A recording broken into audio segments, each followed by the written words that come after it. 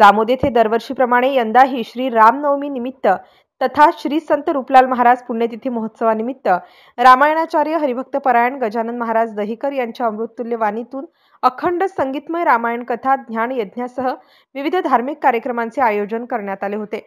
श्रीमद भागवत कथेसह रामनवमीच्या दिवशी रात्री 8 ते 10 पर्यंत हरिभक्त परायण नम्रताताई नेरकर पाथर्डी यांच्या कीर्तनाचा कार्यक्रम संपन्न झाला। दिनांक 6 एप्रिल रोजी श्री राम मंदिरात दुपारी 12 वाजता श्री राम जन्मोत्सव सोहळा मोठ्या उत्साहात साजरा करण्यात आला। या निमित्त भजनाचा कार्यक्रम आयोजित केला होता। यावेळी रामफळ व सुटाळ्याच्या प्रसादाचे वितरण करण्यात आले। यानंतर दुपारी 4 ते 8 वाजेपर्यंत श्री रामचंद्र प्रभूंच्या रथाची गावातून भव्य मिरवणूक काढण्यात आली। या शोभायात्रेत असंख्य महिला भजनी मंडळ, लेझिम पथक, करमोडा, आडोळ, चोंढी येथील भजनी मंडळाच्या सहकार्याने डीजे मुक्त मिरवणूक काढण्यात आली।